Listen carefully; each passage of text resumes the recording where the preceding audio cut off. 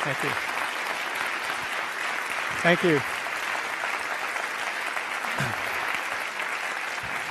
Thank you very, very much. I am so excited to be here at Stanford. It's really wonderful to have this opportunity to talk with you. I'm going to jump right in. I think this country is a very different place than it was 40 years ago in ways that are very problematic. In 1972, we had 300,000 people in jails and prisons. Today, we have 2.3 million people in jails and prisons.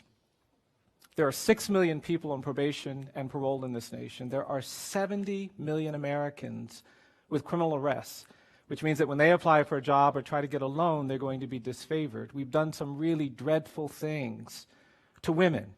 The percentage of women going to prison has increased 640% in the last 20 years. 70% of these women are single parents with minor children. And when they go to jails or prisons, their children get displaced. You're dramatically more likely to end up in jails and prisons if you're the child of an incarcerated parent. There are collateral consequences to mass incarceration. This past March, the president came to Alabama. He came to Selma to commemorate the 50th anniversary of the Selma to Montgomery March. The members of Congress came. 80,000 people came. And very few of them knew that today in the state of Alabama, 31% of the black male population has permanently lost the right to vote as a result of a criminal conviction. In 10 states, you permanently lose your rights to vote. Our jails and prisons are filled with people who are suffering from mental illness. About 50% of the people in prison have mental illness. 20% are acutely mentally ill. We have the highest rate of incarceration in the world, and we don't seem particularly ashamed about it. These problems are bad. But the statistic that I tell you really keeps me up late at night is the one from the Bureau of Justice that now predicts that 1 in 3 black male babies born in this country is expected to go to jail or prison. 1 in 3. That was not true in the 20th century. That was not true in the 19th century. It's become true in the 21st century, and there is this appalling silence. There is this indifference to this phenomena. And it bothers me because I see in poor and minority communities hope being crushed. I go into communities where I sit down with 12 and 13-year-old children who tell me that they don't expect to be free by the time they're 21. And they're not saying that because of something they've seen on TV. They're not saying that because of something they've heard. They're saying that because they see that happening in their community. Their friends and their brothers and their neighbors are dying from drug warfare, dying from gang warfare, or effectively dying by being sent to jails or prisons. And there is this indifference to this problem. We have children born into violent households. They live in violent neighborhoods. They go to violent schools. They are traumatized by the time they're 4 and 5, and we're not talking about it. So I want to talk tonight about solutions. These problems are everywhere, and we could identify other data, other demographics, other statistics that would outline problems, but I really wanted to talk to you tonight about some solutions. I believe we can change this nation. I really do. I believe we have to change this nation. I think we can create more justice in this country. But there are some things that all of us have to do if we really want to be about advancing justice. And I've got 4. The first is, I don't think we can create more justice in America, in California, at Stanford, until we choose to get proximate to the problems that most motivate us, that most worry us. There is a need to get closer to the problems that we see. I believe that without getting proximate, you don't come up with the right solutions. We have too many policymakers trying to make solutions to problems from a distance. And when you problem solve from a distance, you get it wrong. You don't come up with the right solutions because you don't understand the details of the problems. When you get proximate, you hear things that you don't hear from a distance. You see things you don't see from a distance. I'm persuaded that we've got to get closer to the parts of our community where there's poverty and inequality. We've got to get closer to people in jails and prisons. We've got to get closer to the people coming out of jails and prisons. If we want to do something about racial inequality, we have to go to the places where that racial inequality is most manifest. I believe in the power of proximity. I'm a witness of the power of proximity. I grew up in a community in the American South where black children couldn't go to the public schools.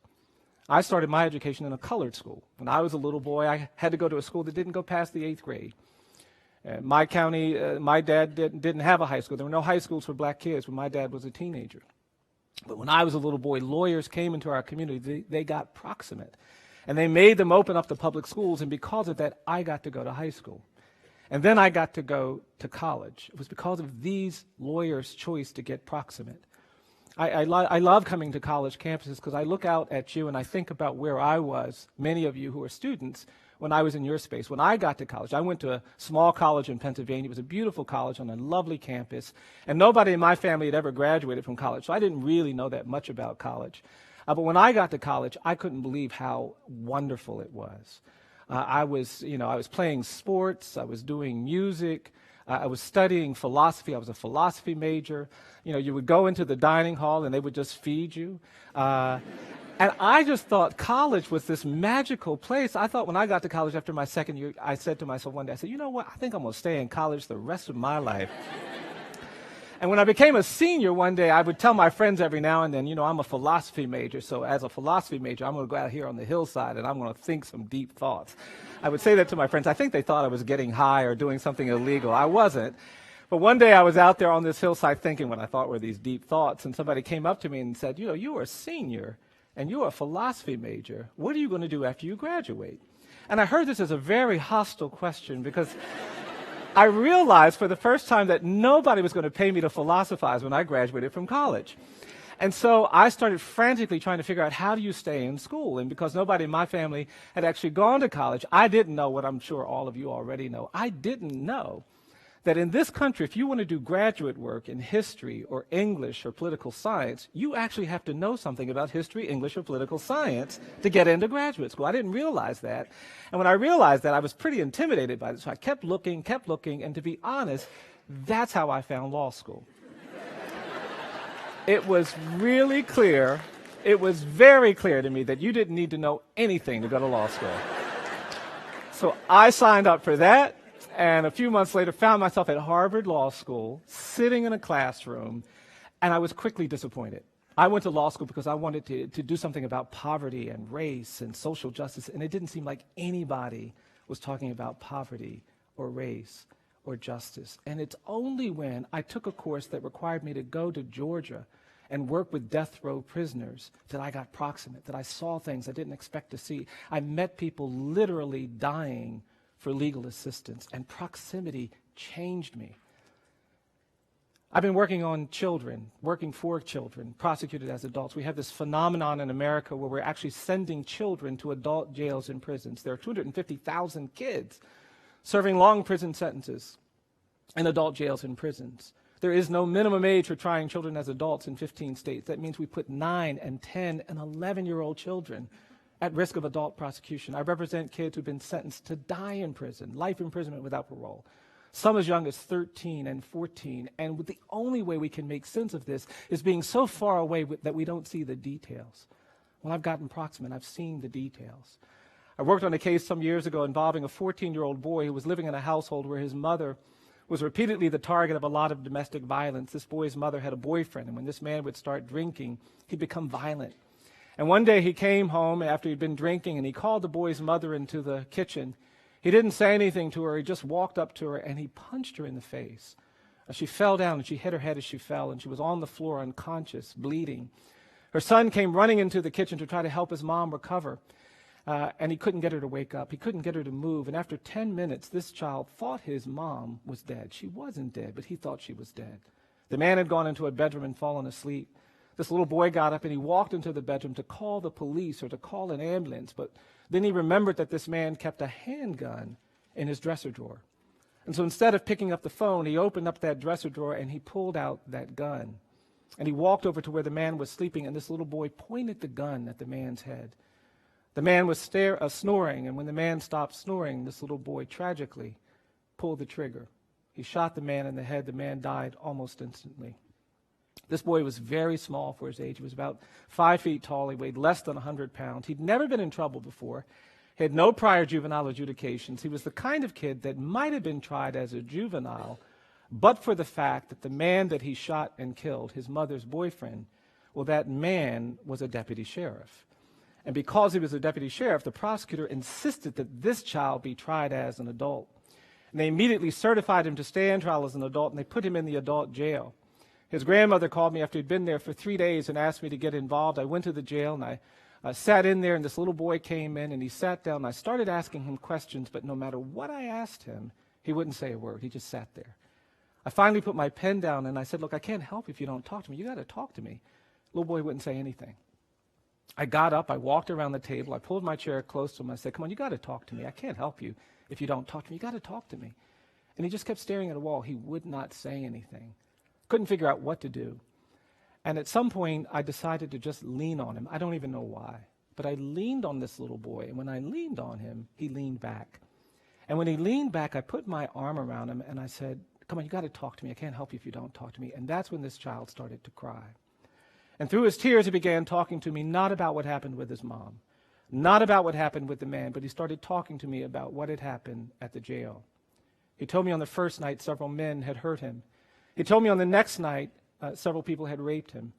He told me on the night before I'd gotten there so many people had hurt him he could not remember how many there had been. I held this little boy while he cried hysterically for almost an hour. I finally got him calm, and I said, look, I'm going to get you out of here. You stay right here. I'm going to get you out of here. And I never will forget that child grabbing my arm saying, please, please, please, don't go. I said, no, it's okay. I'm going to be right back. You stay right here. And I left that jail, and the question I had in my mind was, who is responsible for this? And the answer is, we are. We are. We've created this distance from the poorest and most vulnerable children in our society. We've allowed them to kind of fester and fend and cope with unimaginable problems. We've gotten so far away we don't see the trauma and the injury and the cruelty that we are subjecting them to by our distance. Many of you have heard your whole life that if there's a bad neighborhood, you stay away from it. If there are bad schools, you don't go to them. If there are places where there's poverty and abuse and neglect, stay as far away as you possibly can. I'm here tonight to tell you that the opposite is what we need to do if we're about justice. We've got to get closer to those places where there's poverty and abuse and neglect. We've got to go inside those bad schools. We've got to get inside jails and prisons. We've got to get closer to the people who are coming out of these institutions. We've got to hold those children who are vulnerable and neglected and marginalized closer. And I'm here to tell you that there's power in proximity, that sometimes you don't think you have the tools and skills necessary to change these things, but I'm here to tell you that just sometimes getting proximate can make the difference. The second thing I believe we have to do if we really want to create more justice is that we have to change the narratives that sustain inequality and injustice. You see, mass incarceration was not created just by policies. Yes, there were policies. We decided to deal with drug addiction and drug dependency as a crime problem rather than a health problem. We could have said drug addiction and drug dependency is like alcoholism. It's a health issue. Nobody would suggest that it's appropriate to put someone who's an alcoholic in prison if we see them drinking. We see that as a health issue. But with drug dependency and drug addiction, we said that's a crime problem. And we made that choice. We decided to kind of beat up on people who were poor. But those policies were sustained by a narrative, and the narrative is what I call the politics of fear and anger. For 40 years, our politicians have been preaching to us that we should be afraid and we should be angry and we should tolerate abuse and cruelty because it feels tough. And the truth is that when you're afraid and when you're angry, you will tolerate inequality and injustice. And our politicians have exploited that, both parties, doesn't matter who. And we've got to change the narrative. We've got to resist the narrative of fear and anger. You're hearing some of it now. People preaching that this bad thing and that group of people and these people over here, and that narrative will lead to injustice. And good people have to do things in response to that if we're going to create more justice. I think we actually have to change the narrative about race. I do. We've never really confronted the history of racial inequality in this country, and as a result of that, all of us are infected by this disease. We are all carrying this illness, this disruption that has been created by a narrative of racial difference. Our parents and our grandparents didn't talk about things that we needed to talk about, and because of that, we continue to suffer. And so I believe we actually have to have conversations that we haven't had. I think we need to talk about slavery in America. You see, I think the legacy of slavery continues to haunt us. We are shadowed by this era that did destructive things. The great evil of American slavery, for me, was not involuntary servitude or forced labor. I don't believe that. I think the great evil of American slavery was the narrative of racial difference that we created to legitimate it. It's the ideology of white supremacy that we made up to make ourselves feel like enslaving these black people was okay. You see, slavery in America wasn't like slavery in other parts of the world. In Africa, there were slaves. In Asia, there were slaves. There were slavery everywhere. But in America, in those countries, they were societies with slaves. In America, we became a slave society. We created an ideology to make ourselves comfortable with slavery. And that ideology was an ideology of white supremacy. It was an ideology that was racialized. We said these black people are different. They've got deficits. They're not even fully human. And because of that, we can enslave them and feel moral and just and Christian. And that narrative was the great evil of American slavery. And the 13th Amendment doesn't deal with that narrative. The Emancipation Proclamation doesn't talk about the ideology of white supremacy. And because of that, I don't believe slavery ended in 1865. I think it just evolved. It turned into decades of terrorism and lynching and racial hierarchy. Between the end of Reconstruction and World War II, we did horrific things to people of color in this country. We lynched them. We terrorized them. It was terrorism. Whole groups of people would come, thousands of people would come and watch someone be burned to death, watch someone be castrated, watch someone be mutilated, and no one did anything. And this era of terrorism was horrific. You've got black people in the Bay Area. Some of you might be from this region, and many people don't even appreciate how it's lynching and terror that shaped the demographic geography of this nation. The African Americans in Oakland, in San Francisco, in Los Angeles, in Cleveland, in Chicago, in Detroit, in New York, in Boston, did not go to those communities as immigrants looking for new economic opportunities. They came to these communities as refugees and exiles from terrorism in the American South. At the beginning of the 20th century, 90-some% of the black population lived in the Deep South, and they fled by the millions because they were being threatened and menaced and traumatized. And we didn't talk about it. We didn't deal with it. We've created this exodus, and we haven't understood how that exodus shapes the way these communities continue to struggle. Even in the civil rights context, I think we have to change the narrative, I'll be honest. I hear people talking about the civil rights movement, and I'm going to get in trouble here, but I'm going to be honest, but I get worried. I hear people talking about the civil rights movement, and it's so celebratory. And everybody gets to celebrate the civil rights movement. We don't ask any qualifying questions. We don't ask any hard anything. You just get to celebrate. I hear people talking about the civil rights movement, and it sounds like a 3-day carnival. On day 1, Rosa Parks didn't give up her seat on a bus. On day 2, Dr. King led a march on Washington. And on day 3, we just changed all the laws. And I mean, if that was our history, we'd be a great country, but that's not our history. Our history is that for decades in this country, we humiliated black people on a daily basis. For decades in this country, we told black people, you're not good enough to vote. We told black people, you're not good enough to go to school with the rest of us. We humiliated people regularly. My parents were humiliated every day of their lives. Every time they saw those signs, white and colored, it wasn't just a sign, it was an assault. And we haven't talked about what that's done. We haven't talked about those injuries. We should have committed ourselves to truth and reconciliation at the end of the civil rights movement, but we didn't do that. And now we're in this era of mass incarceration, and that narrative of racial difference is behind this police violence that we see. It is behind our indifference to these statistics about racial bias in the criminal justice system. It has created a presumption of dangerousness and guilt that follows black and brown people. And I can tell you, even at Stanford, with your Stanford degrees, you cannot educate yourself to the point you are free from this presumption. It will follow you. You can't make enough money. You can't educate yourself enough. I was in a courtroom not too long ago, just a couple of years ago. I feel like I've done something maybe, and I was in the courtroom. First time I was in this court in the Midwest. And I was sitting at defense counsel's table, and the judge walked in. I had my suit on, I had my shirt on, I had my tie on. The judge walked in. He said, hey, you get back out there in the hallway, and you wait until your lawyer gets here. I don't want any defendants sitting in my courtroom without their lawyer. And I stood up and I said, oh, I'm sorry, Your Honor. I didn't introduce myself. I am the lawyer. And the judge started laughing. And the prosecutor started laughing, and I made myself laugh because I didn't want to disadvantage my client. Client came in, a young white kid I was representing. We did the hearing. And afterward, I was thinking to myself, what is it that when this judge saw a middle-aged black man in a suit and tie at defense counsel's table, it didn't even occur to him that that's the lawyer. What that is this narrative of racial difference, and we've got to change it. We've got to have these conversations. We've got to confront it. In South Africa, there was a recognition that they could not recover from apartheid without truth and reconciliation. In Rwanda, there's a recognition that there will not be peace after genocide without truth and reconciliation. Go to Germany. In the nation state of Germany today, there is this commitment to talking about the Holocaust. You can't go 100 meters in Berlin without seeing a marker or a stone that's been placed at the home of a Jewish family that was abducted during the Holocaust. The Germans want you to go to Auschwitz and reflect soberly on the history of the Holocaust. In this country, we do the opposite. We don't talk about slavery. We don't talk about lynching. We don't talk about segregation. We don't talk about racial bias. In fact, when you start talking about race, people start looking for exits.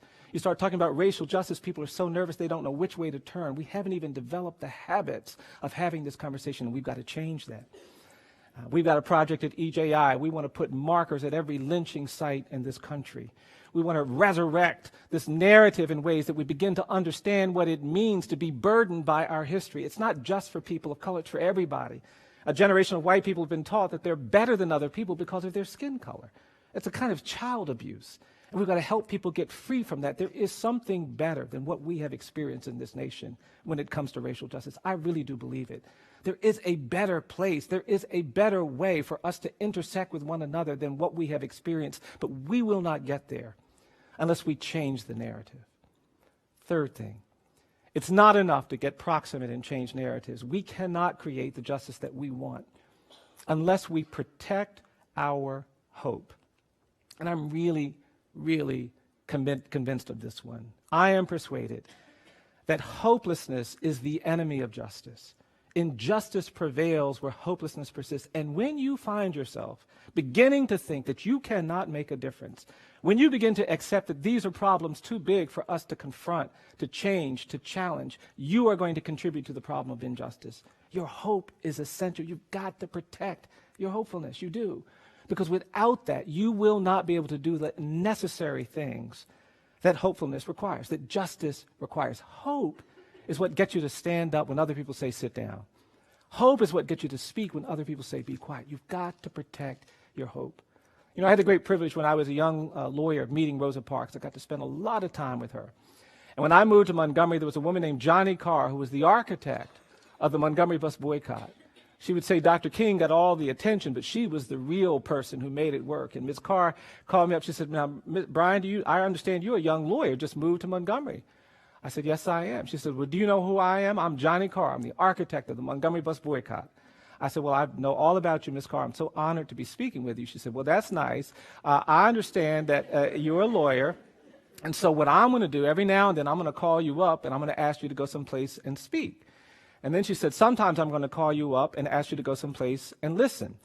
And then she said, when I call you up and ask you to do something, you're going to say, yes, ma'am. So I said, yes, ma'am. And sure enough, she would call me up and send me someplace to talk or send me someplace to listen. And one day she called me up. She said, Bryan, Rosa Parks is coming to town. We're going to get together and go over to Virginia Durr's house. Virginia Durr was this white woman who, his husband, Clifford Durr, represented Dr. King. She said, we're just going to get together and talk. She said, do you want to come over and listen? I said, oh, yes, ma'am, I do. Every now and then she'd say, now, Bryan, what does the word listen mean?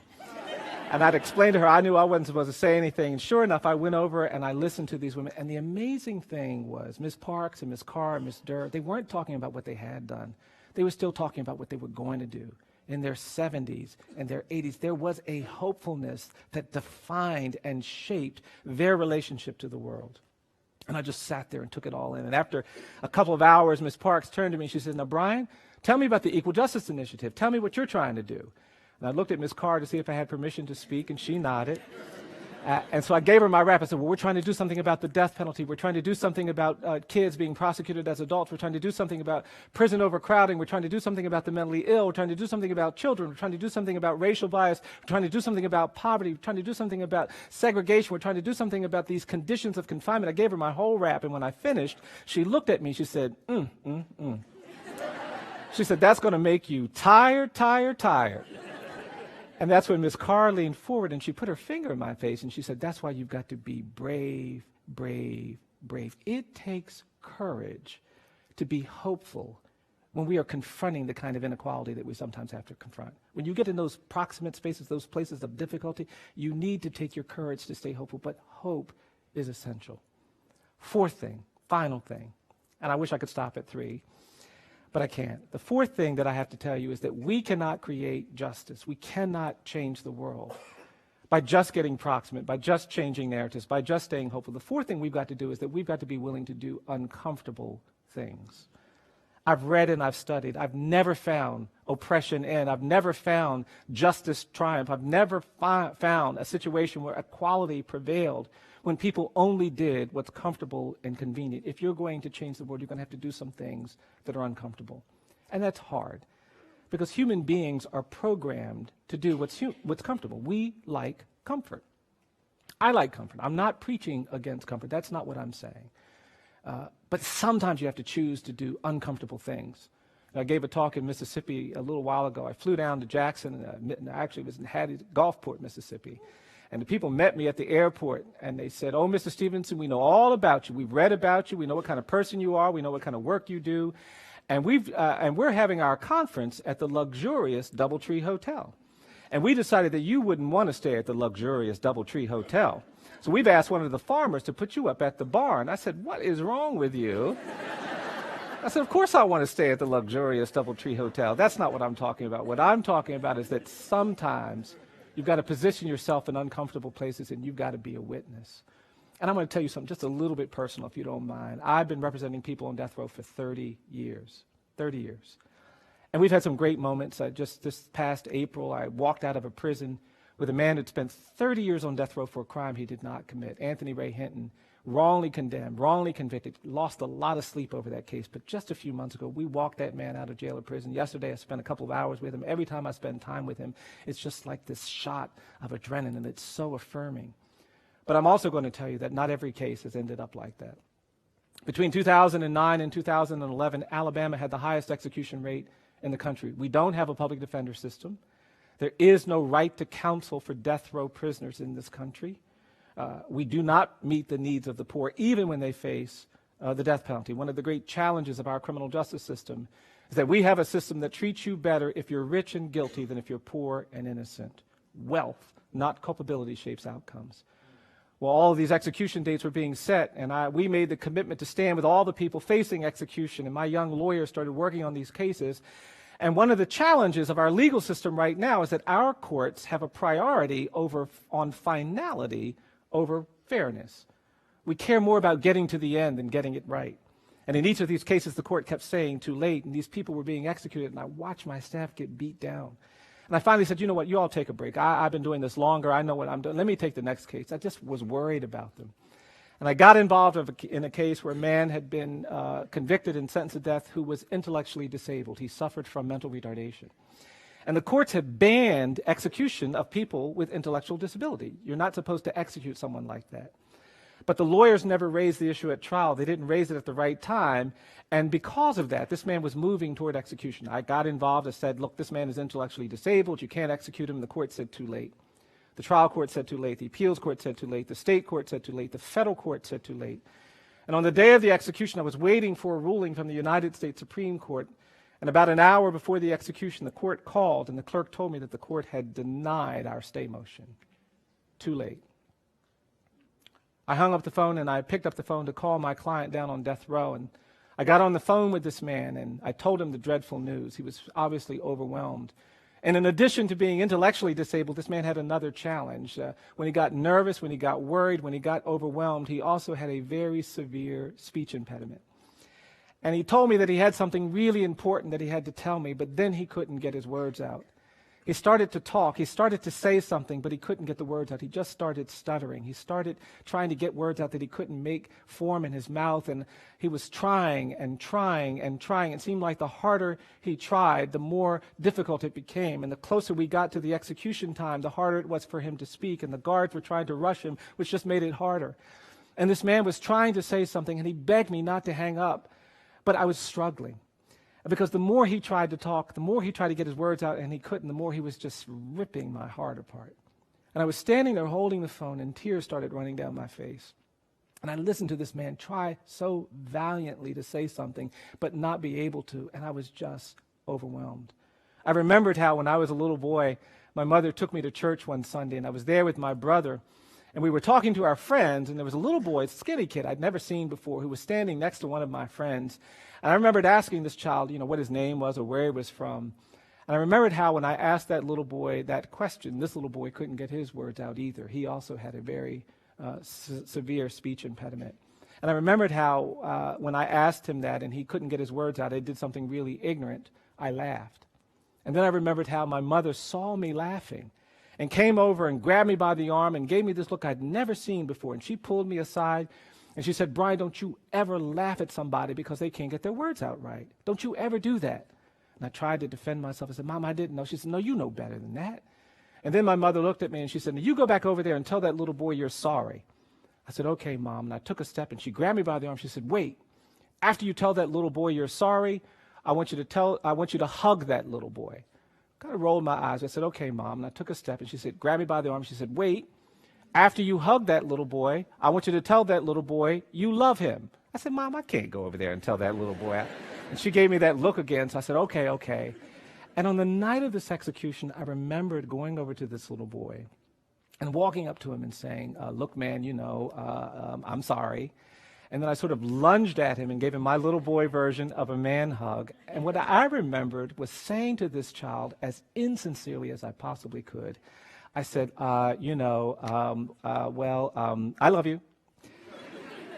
And what I'd forgotten until that night was how that little boy hugged me back. And he whispered flawlessly in my ear, he said, "I love you too."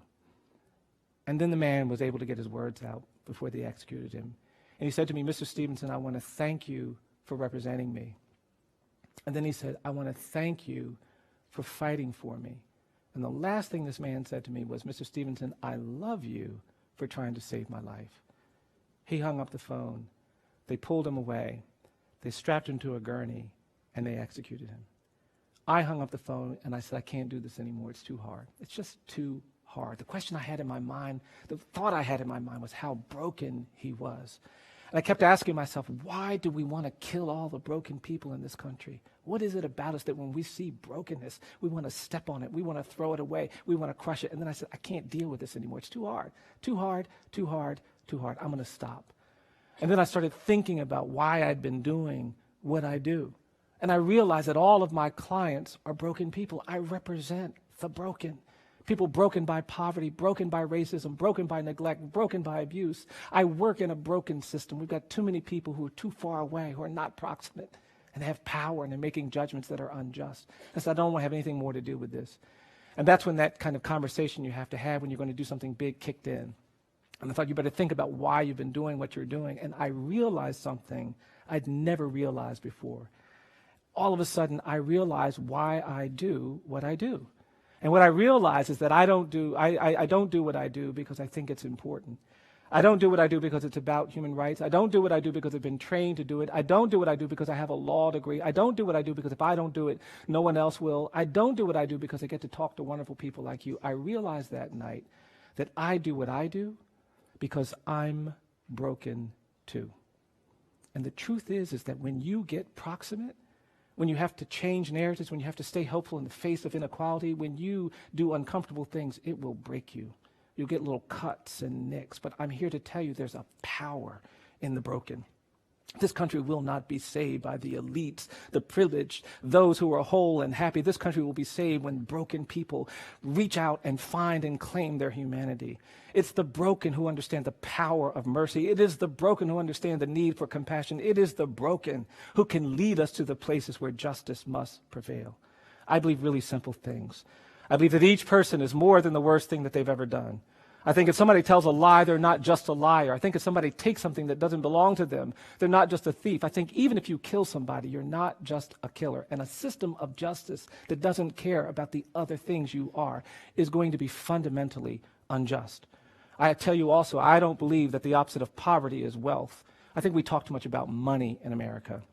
I am persuaded that in this country, the opposite of poverty is not wealth. I believe the opposite of poverty is justice. And we've got to commit to more justice. And finally, I believe that when I come to the Bay Area, when I come to California, I can't judge how you're doing out here by how you treat the rich and the powerful and the privileged. There's a lot of incredible things going on. There are elites, there's Silicon Valley, there's these wonderful things, but I can't judge your character. I can't judge your commitment to justice by how you treat the rich and the powerful. I have to judge your character, your commitment to justice, not by how you treat the privileged, but by how you treat the poor, the incarcerated, and the condemned. That's the nexus that teaches me, tells me where we are. I'm going to end with this. It's difficult to do some of the things that we have to do to confront these big problems. We're going to talk about some of them. But I want you to know that there is precedent for doing them. I was giving a talk not too long ago, and an older man came into the church where I was talking. He was an older black man. He was in a wheelchair, and he had this very stern, almost angry look on his face the whole time I was talking. He was actually unnerving me because he was staring at me so hard, I couldn't figure out what the problem was. I finished my talk. People came up. They were very nice and appropriate, but that man kept staring at me at the back. When everybody else left, he got a young kid to wheel him up to me at the front of the church, and he came down the center aisle of this church with this stern look on his face. And when he got in front of me, he put his hand up and he said, "Do you know what you're doing?" And I was stunned. I just stood there. And then he asked me again. He said, "Do you know what you're doing?"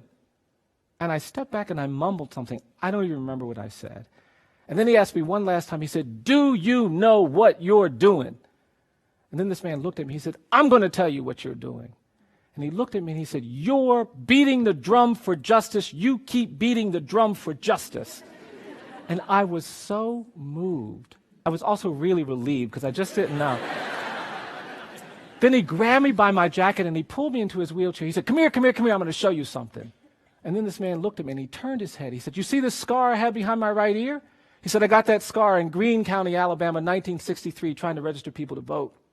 He turned his head. He said, "You see this cut I have down here, the bottom of my neck?" He said, "I got that cut in Philadelphia, Mississippi in 1964, trying to register people to vote." He turned his head. He said, "You see this dark spot?" He said, "That's my bruise. I got my bruise in Birmingham, 1965, trying to register people to vote." He said, "I'm going to tell you something, young man." He said, "People look at me.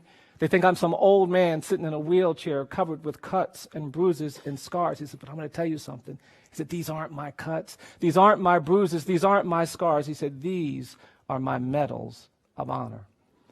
What we are going to have to do to change this nation, what we're going to have to do to advance justice is get proximate, to change narratives, to be hopeful, to do some uncomfortable things, and not worry about the cuts and the nicks. Sometimes they are the things that liberate us. They are the things that honor us. You honor me by giving me this opportunity to be here with you tonight, and I want to thank you for all the work that I hope will continue in this place, in your hearts, in your minds, in your lives, as we try to advance justice. Thank you very, very much.